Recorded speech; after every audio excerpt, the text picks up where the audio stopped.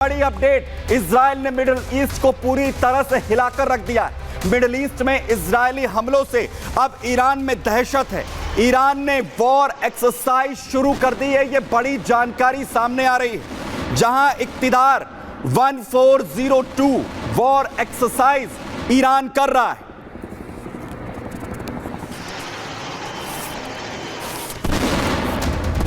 तो ईरान की तरफ से 1402 वॉर एक्सरसाइज की शुरुआत यहां पर की गई है। तो घबराहट इस वक्त ईरान तक दिख रही है। जिस तरीके की आक्रामकता इजराइल की अब मिडिल ईस्ट में, और उसके बाद यह कहा जा रहा है कि अगला नंबर ईरान का हो सकता है। वहीं खामनेई ने अब युद्धाभ्यास के जो आदेश हैं वो अपनी सेना को जारी कर दिए हैं। कई बेसिस पर जो युद्धाभ्यास है वो इस वक्त ईरान की सेना कर रही है।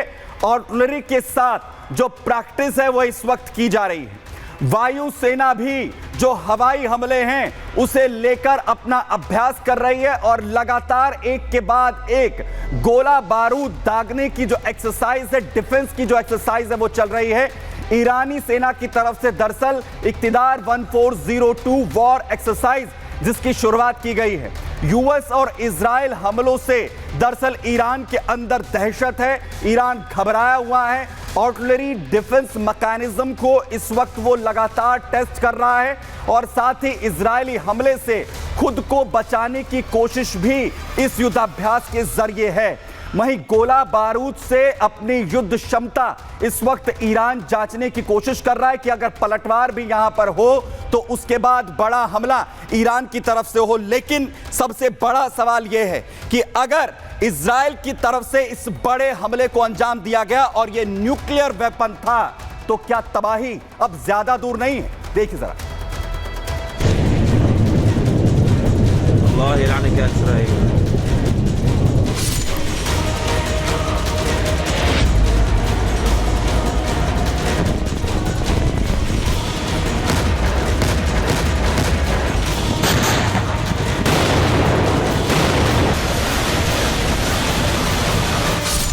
दो 200 फीट का पहाड़ बना धूल का गुबार। धमाके के बाद भूकंप, इजराइल ने फोड़ा एटम बम। सीरिया की जमीन प्रयोगशाला एटमी धमाके से जलजला।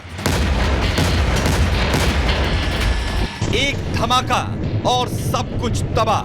भीषण आग, धुएं का गुबार, चारों तरफ हाहाकार। 40 सेकंड के इस वीडियो में जबरदस्त धमाका नजर आ रहा है। धमाके के साथ इतनी रोशनी कि जैसे कोई जलजला आ गया हो। रिक्टर स्केल पर 3 की तीव्रता से धरती कांपी। लगा जैसे ज्वालामुखी फटा, और उसके बाद बन गया हवा में आग का मशरूम। इन्हीं तस्वीरों और उस वक्त बम से होने वाले असर की वजह से स्वीडन के न्यूक्लियर विशेषज्ञों ने दावा किया है कि यह कोई मामूली बम नहीं बल्कि परमाणु बम था। सिर्फ स्वीडन के एक्सपर्ट्स नहीं बल्कि यूरोपियन यूनियन के रेडियो एक्टिव एनवायरमेंटल मॉनिटरिंग की रिपोर्ट में भी ऐसा ही दावा किया गया है। सीरिया के तारतूस में इजराइल ने यह हमला 13 दिन पहले यानी 16 दिसंबर को किया था। इस दिन इजराइल सीरिया में मौजूद हथियारों को नष्ट करने के मिशन पर था, और इसी दिन इजराइल के एयरबेस से कुछ फाइटर जेट्स ने टेक ऑफ किया, और इन विमानों ने थोड़ी देर में तारतूस के आसमान पर पहुंचकर बम से जोरदार धमाका किया। धमाके के तुर्की तुर्की के इज़्निक तक भूकंप के झटके महसूस किए गए। रिपोर्ट के मुताबिक इजराइल के निशाने पर डिपो में रखी स्कर्ट्स मिसाइलें थी। दावा यह भी किया गया कि स्कर्ट मिसाइलों के भंडार की वजह से इतना बड़ा धमाका हुआ। ईरान और रूस परमाणु हमले की खबर के बाद चौकन्ने हैं। ईरान ने तो युद्ध की तैयारी भी शुरू कर दी है। ईरान ने मौजूदा हालात को देखते हुए सेना का युद्धाभ्यास शुरू कर दिया है। ईरान के टैंक निशाना साधने की कोशिश कर रहे हैं, तो हेलीकॉप्टर आसमान से हमले का अभ्यास कर रहे हैं। नेतन्याहू ने सीरिया पर परमाणु धमाका किया है या नहीं, यह साबित नहीं होता है। लेकिन अगर ऐसा हुआ है तो मिडल ईस्ट में आने वाली तबाही को कोई रोक नहीं सकता है। Bureau report, Republic Bharat.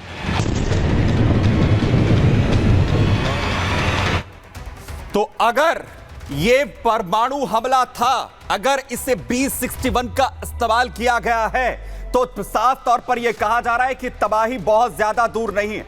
लेकिन साथ ही साथ मैं आपको इजराइल की आखिर न्यूक्लियर पावर क्या है वो बताता हूं। हालांकि कभी भी इजराइल ने अपने परमाणु हथियारों के बारे में दुनिया को नहीं बताया है। दावा यह है कि 90 से लेकर 400 तक परमाणु वॉरहेड कैरी करता है इजराइल, जिसमें विमान हो या पनडुब्बी, ये परमाणु हमले से पूरी तरह से सक्षम है। इसके अलावा क्रूज मिसाइलें भी न्यूक्लियर वॉरहेड ले जाने में ऐसी हैं इजराइल के पास जो पूरी तरह से कामयाब होती हैं। इसके अलावा आर्टिलरी के जरिए भी एटमी धमाके करने में इजराइल पूरी तरह से सक्षम है। वहीं जेरिको बैलिस्टिक मिसाइल, जिनका इस्तेमाल भी परमाणु हमले के लिए इजराइल की तरफ से किया जा सकता है। वहीं डॉल्फिन क्लास पनडुब्बी और परमाणु हथियारों से उसकी पनडुब्बियां लैस हैं। वहीं इजराइल के पास थर्मो न्यूक्लियर हथियार होने का दावा भी किया जाता है, जिसका इस्तेमाल अपने दुश्मनों के खिलाफ कभी भी इजराइल कर सकता है, जिसमें हाइड्रोजन बम जो सबसे ज्यादा न्यूक्लियर वेपन के बाद दूसरे नंबर पर आता है। ये हालात इस वक्त इजराइल की तरफ से अपनी न्यूक्लियर पावर को लेकर हैं, लेकिन पूरी दुनिया पर इसका क्या असर होगा, डिफेंस एक्सपर्ट इसे कैसे एनालाइज कर रहे हैं, सुनिए जरा।